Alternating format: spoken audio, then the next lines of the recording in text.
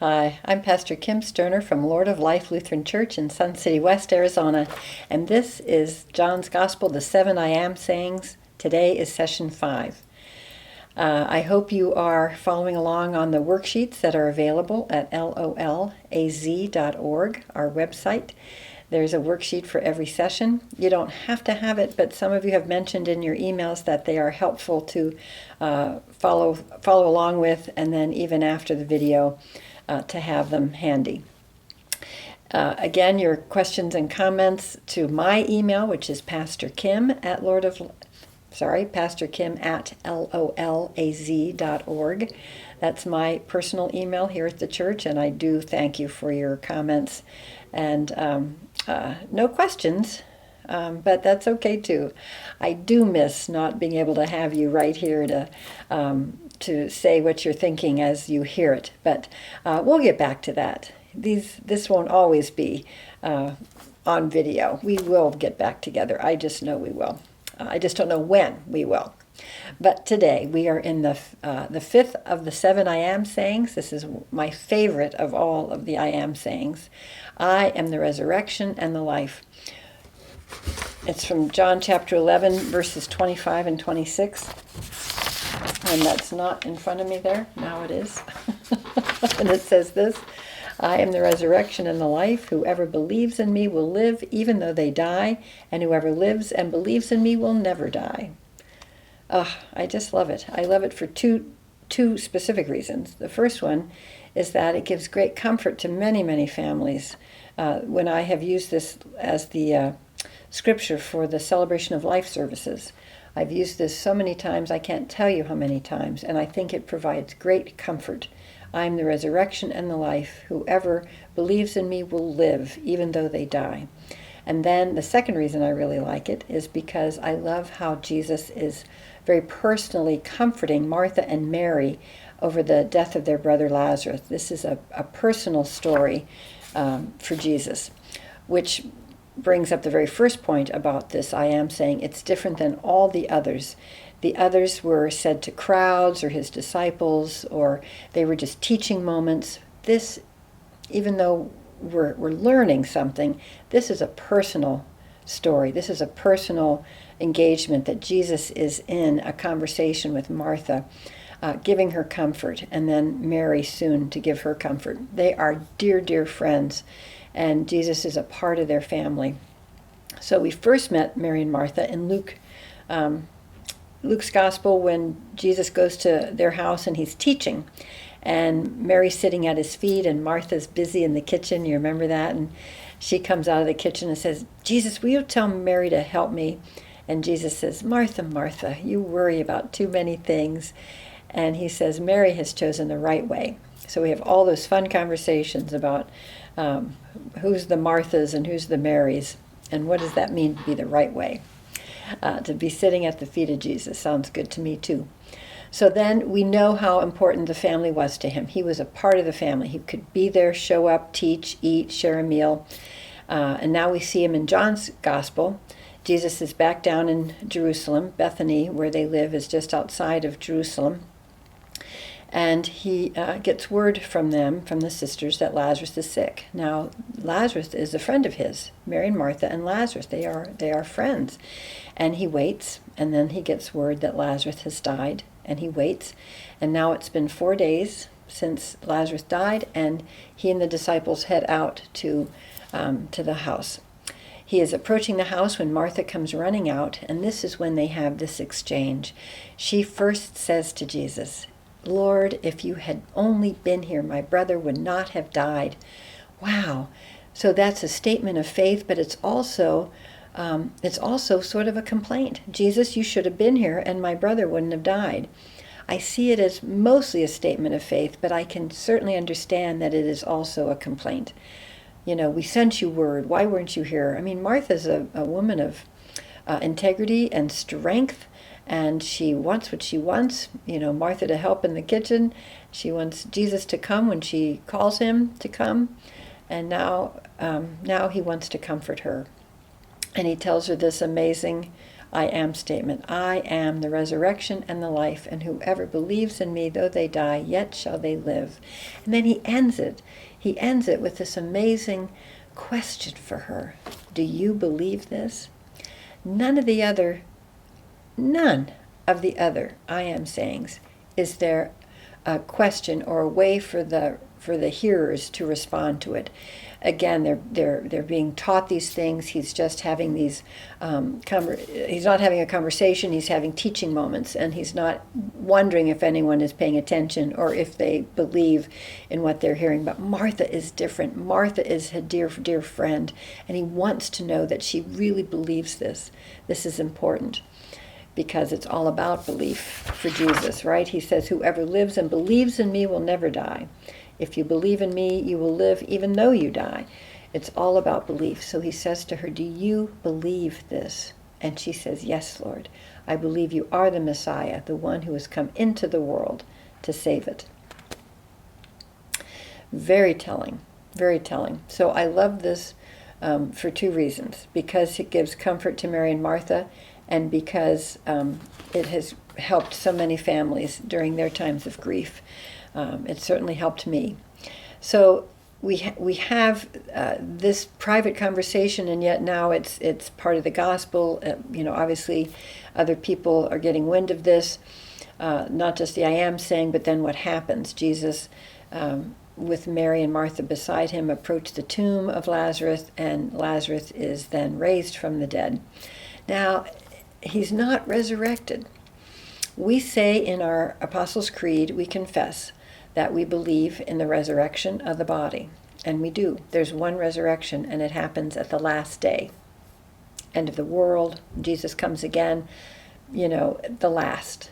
We're only resurrected once. So Lazarus cannot be resurrected here because he has to die again. He will live the rest of his life, and then he will die, and then at the last day, he will be raised again in the resurrection.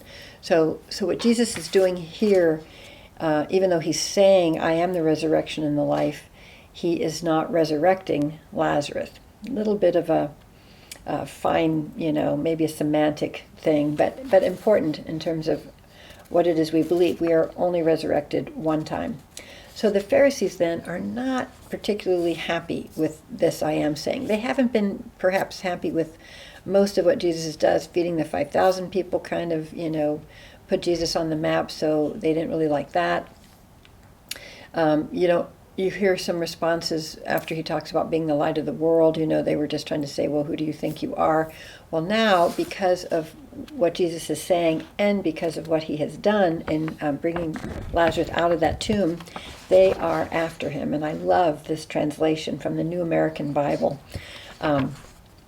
It's chapter 11, verse 53. And they say this, from that day onward, there was a plan afoot to kill him. It sounds like a good mystery. There was a plan afoot to kill Jesus.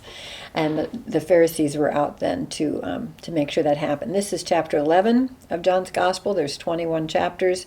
This is the beginning of the end. This is the turning point in John's Gospel. Jesus is not going to go back up north. From this time onward, he is only going to do and say things that will then lead to his crucifixion and his resurrection. So the Pharisees are planning his demise. Yes. From that day onward, there was a plan afoot to kill him. Your version is probably not going to say that. This is the New American Bible. All right, so what were they so upset about? Jesus is saying he's the resurrection and the life. Now he's brought Lazarus back to life. And that job, of course, is really reserved for God. If anyone's going to do anything about life, like breathing life into Adam or, anything else, it's got to be God. This is as close to blasphemy as you can get without just saying, I am God, which, of course, Jesus is trying to say in this gospel and saying it many times. I am who I am. So another fascinating part, again, this is the movement from now on. Jesus is heading towards the cross in John's Gospel. The way that the Lazarus story is laid out almost parallels Jesus' resurrection. I wrote this on the worksheet. They both have a mourning Mary. One is his mother in John's Gospel. It's Mary, the sister to Lazarus. They both have a Mary mourning at the tomb. They have a cave tomb with a stone in front of it, closing it off. There's grave clothes and a face cloth. Face cloth. Jesus had one, and now Lazarus comes out. He's trying to take this off as he comes out. And there's a special role given to Thomas. John's Gospel uses Thomas in pivotal moments, different than the other Gospels. We call him the doubting Thomas, but he's so much more than that. And in this Gospel, in John 11:16, when Jesus says, "Come, let us go to Bethany," Thomas says, "Let's go along with him, and we'll die with him." Strange thing to say. Jesus hasn't said anything about this is the end, but Thomas says that in John 11. He's part of the next I am saying in John 14, "I am the way, the truth, and the life." Thomas is the reason why that is even spoken, but that's for next time. So it's sort of like this resurrection, I am saying, and then the raising of Lazarus parallels Jesus' resurrection. It's like the whole purpose of chapter 11 in John's Gospel is to get the reader, to get you and I ready for what's going to happen in John 20 with the resurrection of Jesus. So interesting parallels. You can. I'm hoping you've read all the way up now through John 11, and you might just take a peek at chapter 20 to see about these parallels. Remember we talked about at the beginning how the prologue and even most of John chapter 1 had parallels to the 7 days of creation. I mean, the author of John is just very creative in how the story is interwoven and where he puts those I am sayings and how they help us understand who Jesus is every single time, a new awareness of how Jesus is to be understood. So it's a wonderful gospel. So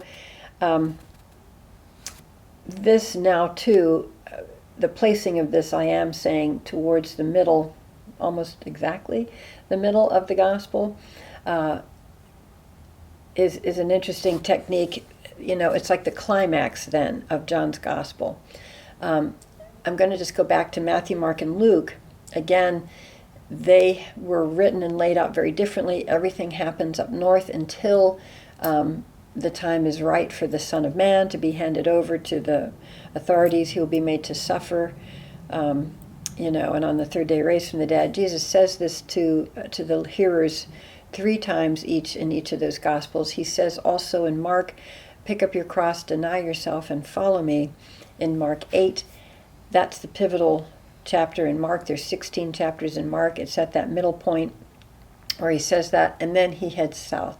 So after he has told his followers, the crowds that are following him and listening to him, that he will be handed over, he finally then heads south. In John's Gospel, he's already south. He's already in Jerusalem, and there is no pick up your cross and follow me. There is no deny yourself. There is no the Son of Man will be handed over to suffer and to die. He never says that in John's Gospel. In John's Gospel, it's not solely about the sacrifice. It's about the salvation we're going to get because of the sacrifice. So John 3:16, right? John 3:16. He says, "For God so loved the world, that whoever believes in him should not perish, but have everlasting life. The Son of Man did not come into the world to condemn the world, but to save the world. He came that the world might be saved through him." This is the underlying purpose of John's Gospel. Yes, Jesus is going to be put to death. Yes, Jesus is going to be sacrificed. We talked about that. He is the Paschal Lamb on the Passover day in John's Gospel. He is the Lamb whose blood will then have the Passover for all of us as we change that into Holy Communion and the promise of life everlasting as we eat this bread and drink from this cup. But this is the story of John. Not picking up your cross, not denying yourself, but believe? He says to Martha, do you believe this? John 3:16, God so loved the world that he gave his only Son, that whoever believes in him. This is what it's all about. John's gospel is about discovering who Jesus is, who sent him, to whom he is returning, and what that relationship between God Father and God Son means to the believer. Do you believe?